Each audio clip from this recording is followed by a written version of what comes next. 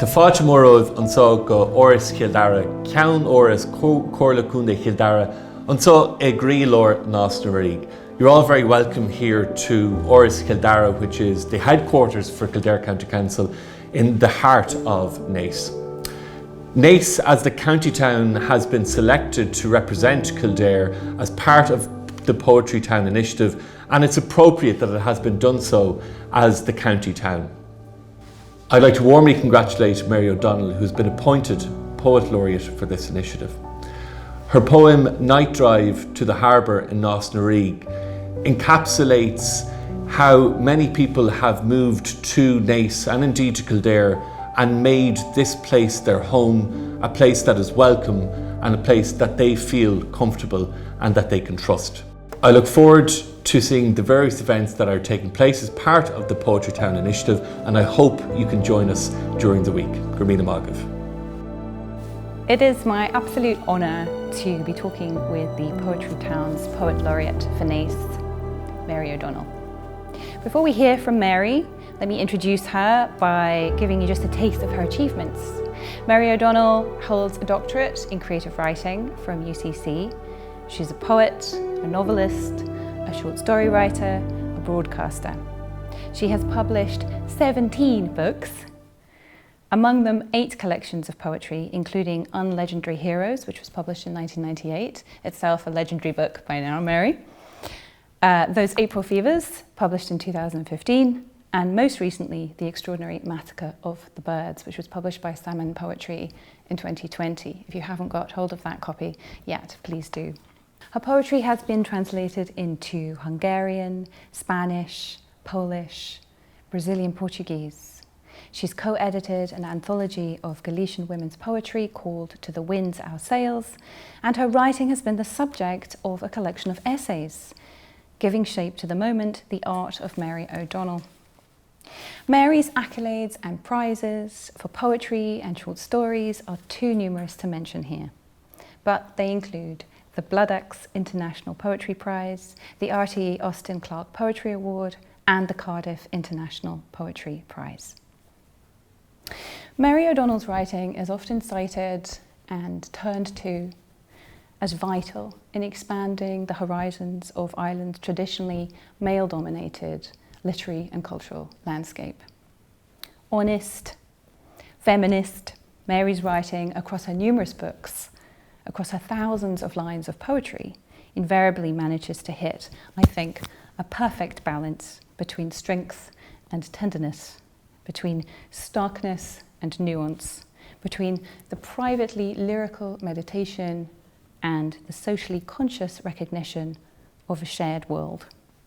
I find myself marvelling at Mary's poetry for its exquisite precision of language, the sharpness of its vision, the care that it both evidences and evokes. Mary is a barrier breaker. She is a truth sayer, an immensely talented and generous poet, whom we are both delighted and very lucky to have as our Naas Poet Laureate. Mary, all these words are true. Gosh, Catherine, thank you. We're here to talk a little bit about the poem that you've written for Naas, for Poetry Towns. So I thought I'd start with quite a broad question.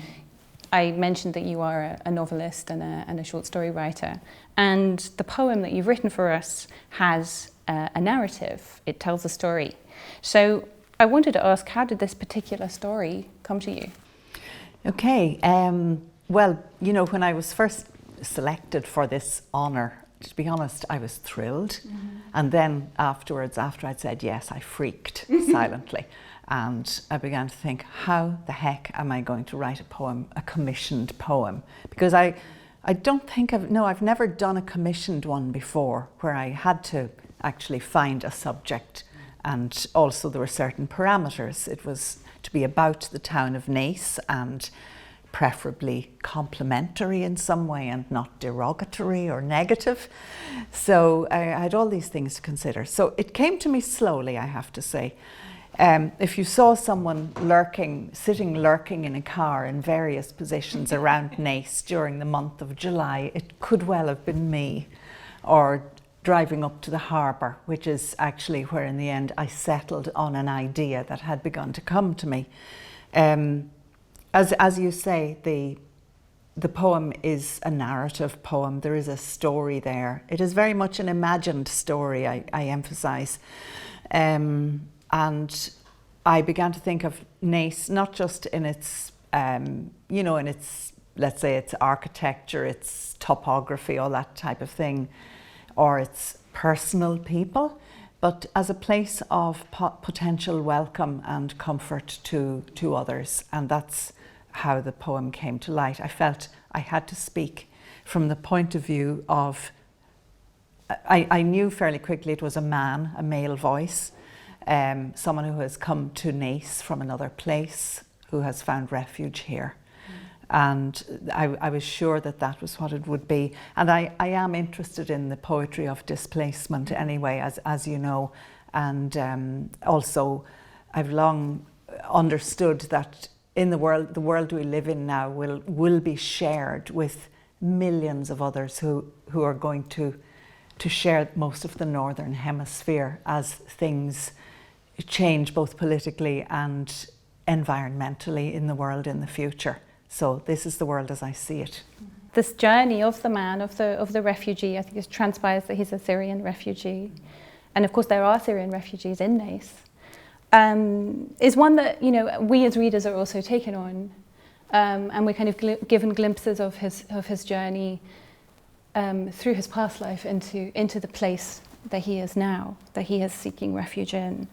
And I think, you know, the glimpses that you give us on the journey through Naas itself, the South Main Street, the hotel, the harbour, for me at least as a Naas resident, they kind of deepened my connections with the place. They made me feel kind of secure, but at the same time they cast those elements of the town in a new light. And so I think one of the things I really love about this poem is how it defamiliarizes the familiar, and it allows us to have, or at least share, a glimpse of a different point of view. And I was wondering if that kind of conflation of points of view, of the familiar and the defamiliar, and the fact that, you know, it happens after midnight in the light of stars and the moon, which is also, I think, a very kind of defamiliarizing, kind of magical way of looking at things. It changes things, it kind of opens new beginnings. That kind of conflation of points of view in the poem was something that you were looking for as well, kind of opening up different perspectives. You know, that sense, again, I was trying to unify both perhaps Syria, the idea of Syria in moonlight and Ireland in moonlight, as the man makes his way in his battered old Mitsubishi up the town with this probably a plastic box of bits of cinders and burnt wood and that sort of stuff that he has somehow scraped together and brought from his homeland. The journey up the town was an important journey for me. I did, you know, there's the bank and other sort of hallmarks of South Main Street, the courthouse, you know, where in daylight one often sees whispering solicitors, you know, and all that sort of, I've always noticed. But at night time, this man has the place to himself. It's at night when we move out and when our minds move out, whether we are asleep and dreaming or whether we're awake in the night, there's peace to do something important. And that is how he makes his night journey to the harbour, as I set it. The harbour and the library next to the harbour is a place where a lot of people do congregate from different backgrounds. And I think in your poem, in the last stanza especially, there is a meeting of a different kind, a meeting of places, a meeting of past and maybe even future, and consciousnesses. And you use the word trust. You say he trusts in this place as he releases the cinders of his old life, if you like, into the harbour. I think that word trust carries a lot of meaning socially, but also poetically.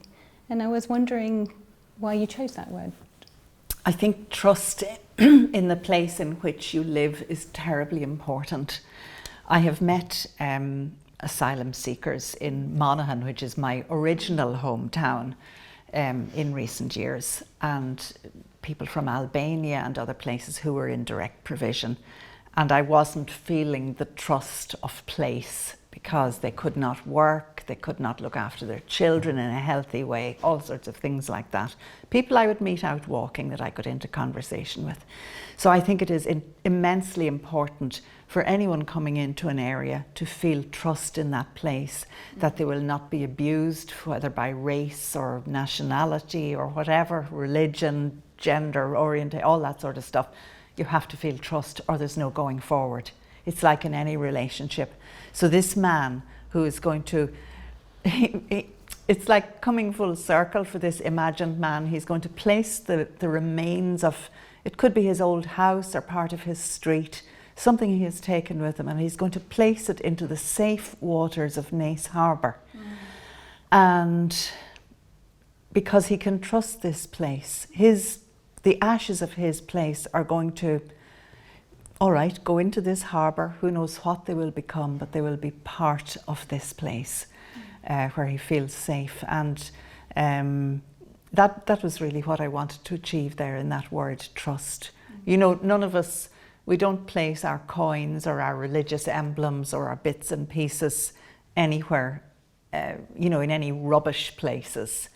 You place them at, we leave little things at graves, we leave little things in fountains, we leave little mementos here and there.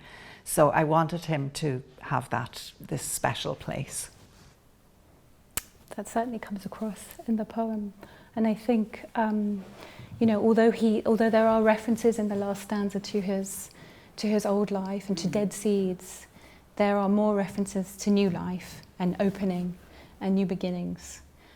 So I feel like, you know, Naas is a new chance for this man, but that the imprint of his old life is still with him. He doesn't lose anything. He just. I hope he doesn't. As I say, this is an imagined Syrian man, and like, my deepest hope is that, I mean, it was written with the greatest respect. Rather than, I am not making assumptions, or I certainly hope I'm not. It would be the last thing I would want to do. I do not want to make assumptions that are in any way condescending or patronising. All these things can happen when we try to speak of other cultures. But I just thought that I would try and do this. You see, it is a poem about a man's healing, and healing comes to us in all kinds of funny ways. So as I say, it was written with the deepest respect for anyone who has been displaced and has to come somewhere else. Well, that really emanates off the page. I can really feel that when I read it. And it also, you know, it touched me in a lot of different ways also because, you know, during the pandemic especially, we've all felt loss in various ways. Lost, unhappy and alone, yes. At times. Yeah, it's we really have. True. Yeah.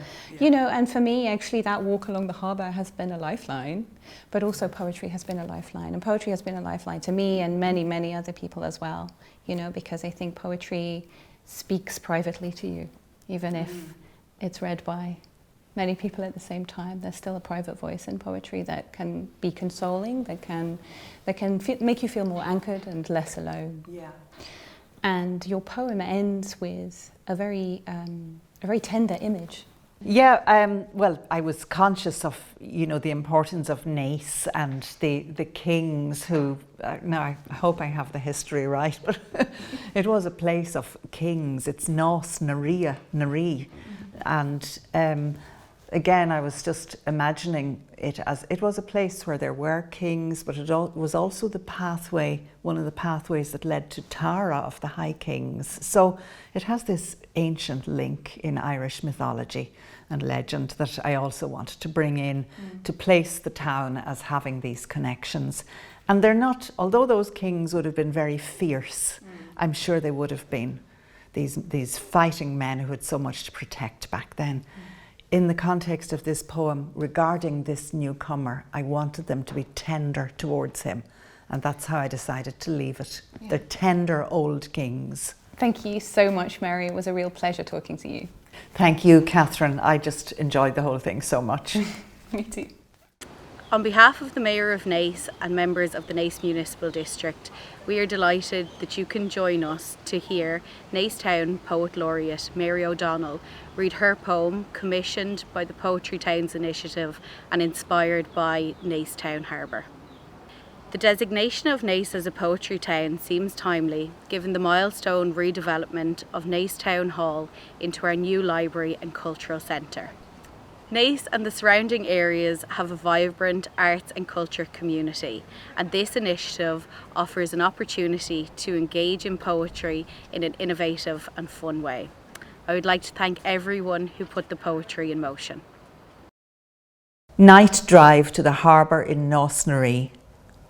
After midnight, the engine snorts alive, and off he shudders in the Mitsubishi, beneath a desert-toned full moon, up South Main Street, past the courthouse, an ivy-flanked bank, stone pillars. Near him on the car seat, a plastic box of cinders. What remains? The scraped timbers of a beloved place.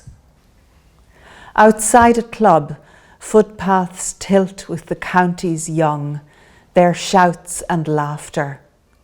He stares beyond the windscreen. The car noses into Basin Street towards the still canal, with granite walls like the stone laid around his old garden, once crammed with lilies. Before the worst, before a bitter night in Damascus.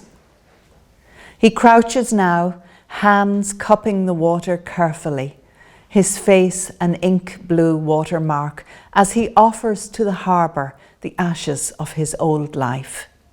He trusts in this town, its dark canal, feels himself open like a ripe fig in sweet air beneath soft blankets of sky. Cinders fall to water. The dead seeds of ancestral Sumerian dreams drift near pondweed, bog bean, then float free. Tender old kings watch him from the loch. Hi, my name is Pete Kavanagh. I'm a singer-songwriter from Naas, County Kildare. I really enjoyed hearing Mary O'Donnell's poem, Night Drive to the Harbour in Naas. Mary read it here earlier, and I particularly liked the way that Mary referred to the harbour and the canal as a place of hope and belonging. My song, Sweet Friend, which I'm going to do now, is a song of survival, inspired by real Naas people. They were my great-grandparents, in fact, Eddie and Annie Noon. Eddie died tragically in the dark waters of the canal in 1916, and Annie went on to raise 9 children in this town. She lived until 1962. So it's a triumphant song, a song of inspiration, hope, love, faith, and survival in the face of overwhelming grief. It's called Sweet Friend.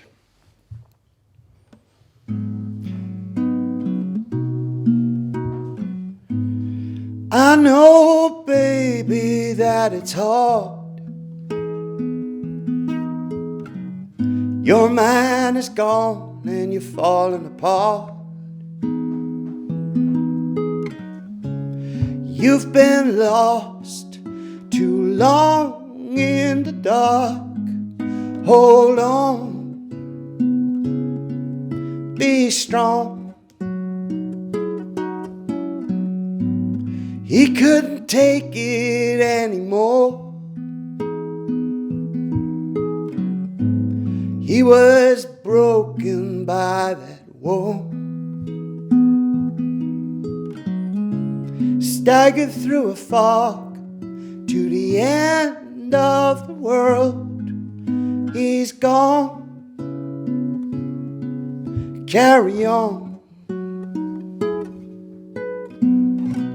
You have to take hold of the reins. Learn to live with the pain. And in time, life will grow again, my sweet friend. At the day's end, whole town spoke of the shame, how all he lived was his name. You and your children have to start all over again and see it through to the end.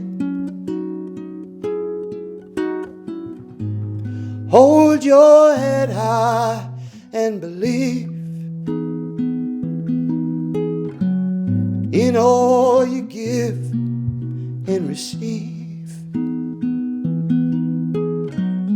Your love has crossed mountains and seas. You have sown what you will reap.